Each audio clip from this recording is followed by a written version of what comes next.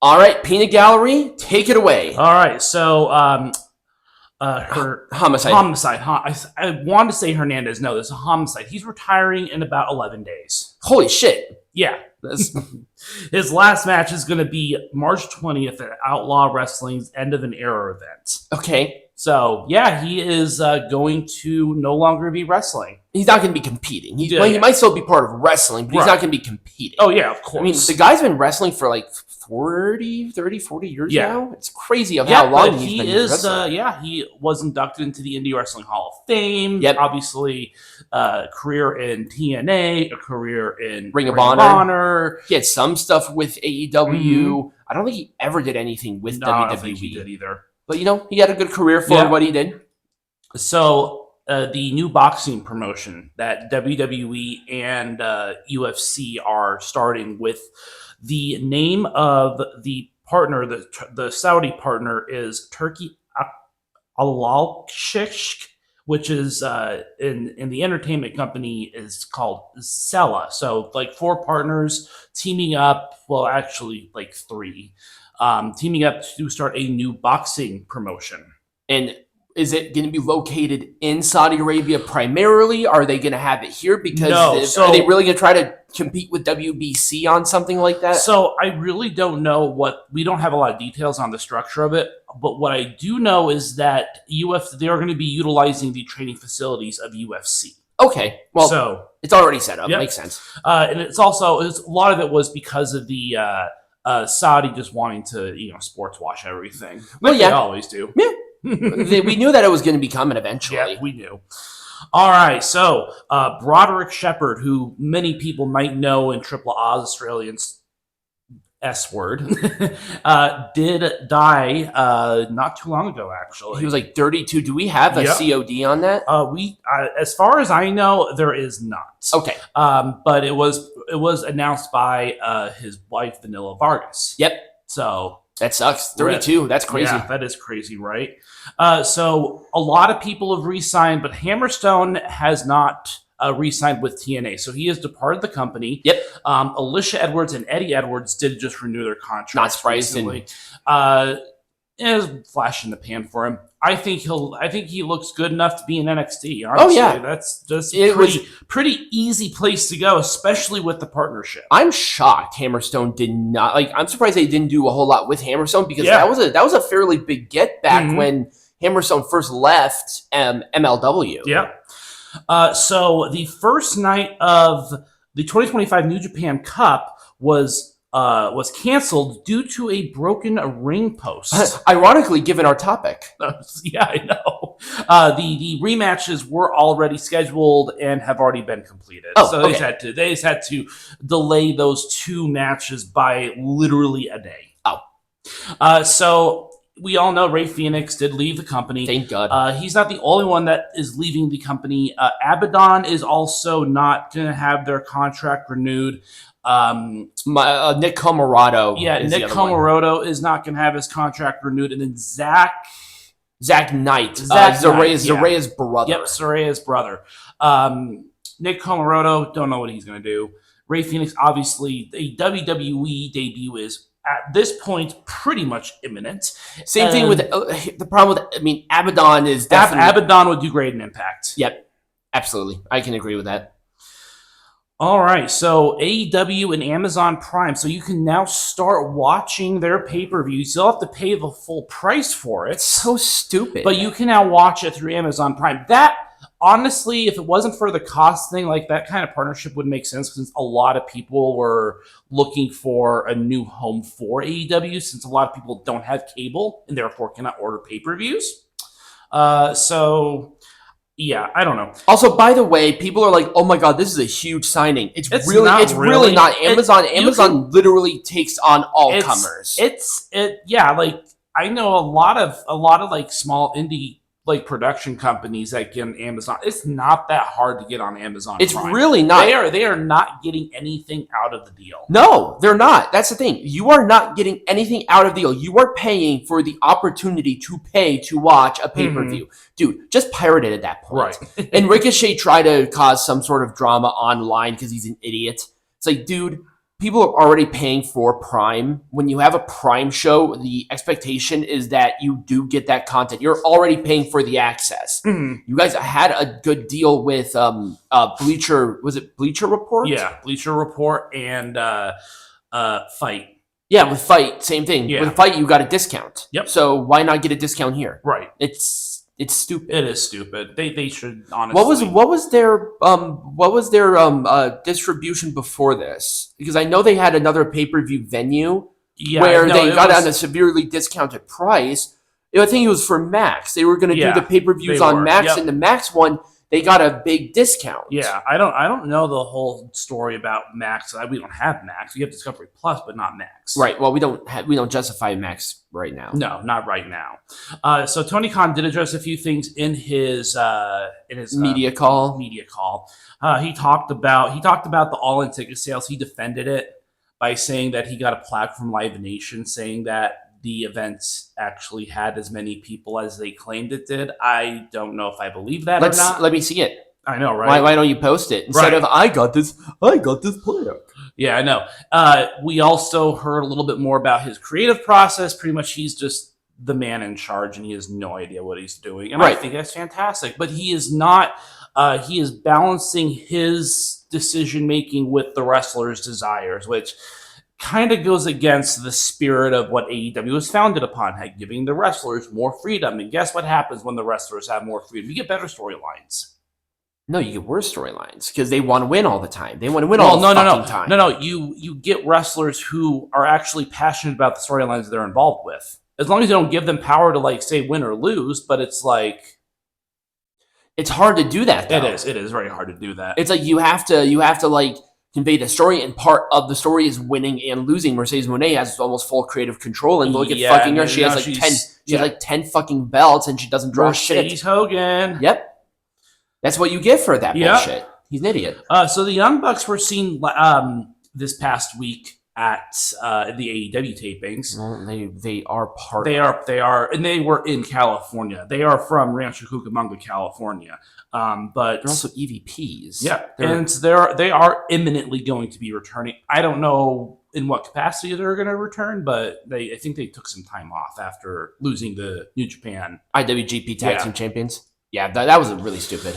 Oh, poor Pat McAfee's getting so much crap because he was criticizing people that booed the national anthem in Canada. It was so, like, I don't know why they did the American national anthem in Canada. I thought that was really dumb. Because presumably it's an international thing. I don't know, because that wouldn't make any sense because, like... Yeah, they don't do that. It's not like the hockey team.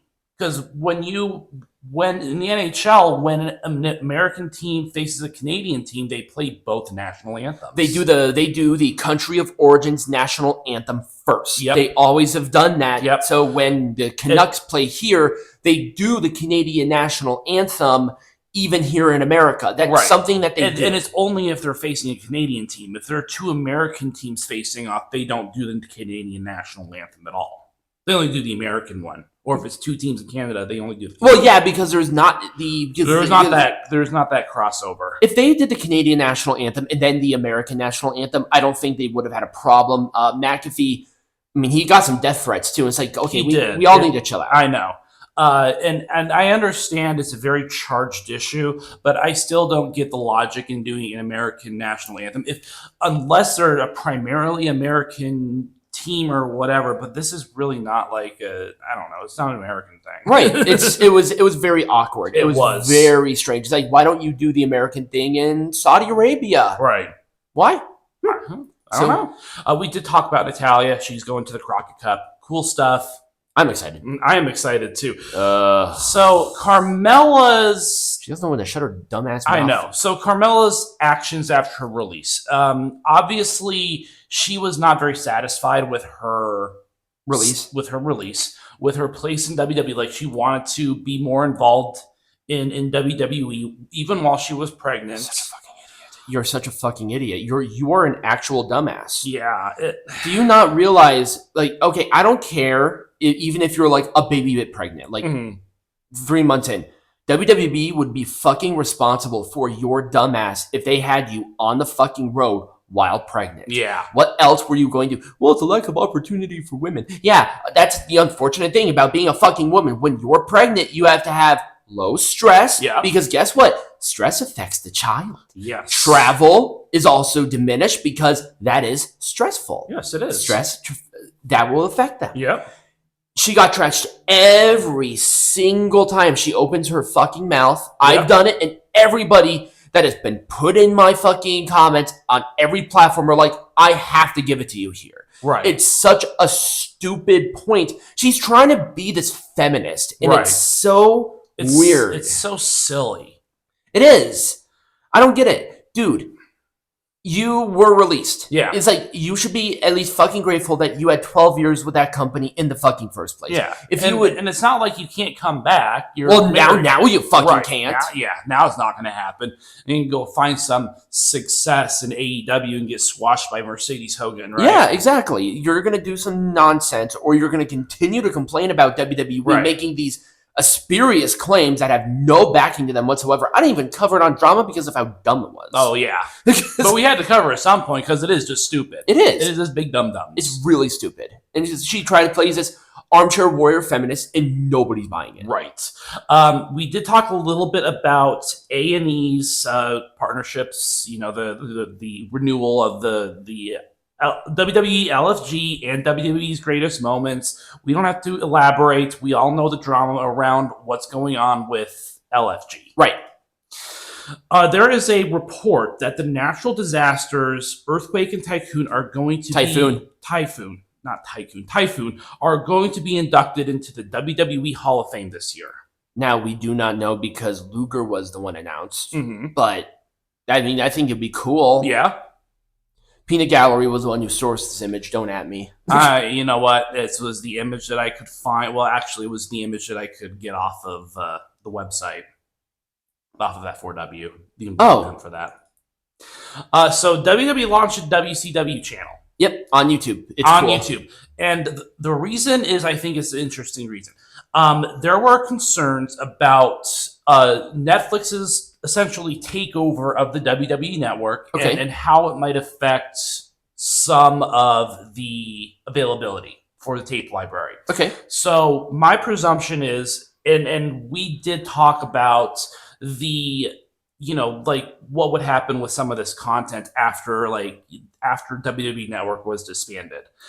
This, I think, is a good way to have an answer to it. You don't be surprised if you do see an ECW channel here in the future. I think that we're gonna see a lot of these older wrestling promotions get their own channels, and I'm sure that they already have them kind of on the back burner. They're just waiting to kind of curate through the content. Yeah, but ECW one might be a little bit harder because of the nature of the company. Yeah. If they're going to have an ECW channel, they might have to source it on a different platform like Rumble. Yeah. That would be a good spot for it.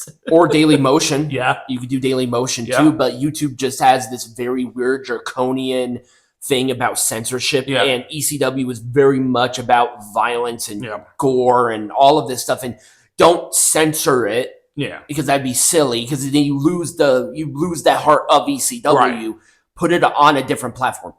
Do it on Rumble. I think that would just be the best place for it. Oh yeah, absolutely. And Lex Luger going in the Hall of Fame. Yep, it was about time. Yep. And I think Peanut Gallery and I talked about this yesterday. Is that DDP is working with Luger, so Luger can walk to his podium to do that. I've been watching the journey of Luger because I also do DDP yoga, and he's really been improving a lot, which is great. So let's hope he continues on that path. Yep. WWE has taken over Tampa on Memorial Day weekend. Ironically, the same exact weekend that AEW is doing one of their flagship shows. Which one is it? Is it Double or Nothing? Yeah, it's Double or Nothing. Yeah, they're in Arizona. They're in Arizona. They couldn't even get here again. I know. It's funny. But yeah, it's going to be good. John Cena will appear. Speaking of John Cena, originally he was not supposed to be the heel. The Rock really wanted to make Cody Rhodes heel for whatever reason. Yeah, I think actually Cena works better. I think so too.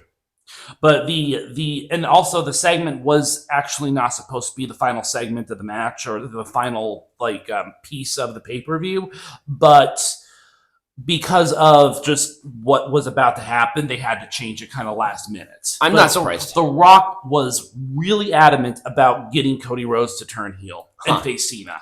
I wonder Cena would be the baby face. I'm pretty sure this was a board of directors decision on the voting power shifted in a different direction. Yeah, I think so. It's like he's only a board of director member. He's really not in full capability control. And honestly, I would much rather see Cena being heel because that is just John Cena is not a heel by nature. Right. He is the ultimate babyface. Right. And now he's a heel, and it was a big time heel thing. Yep. So there we go. That's all I got. All right. So when we come back, we have a topic, and it's going to be quite interesting. Yes.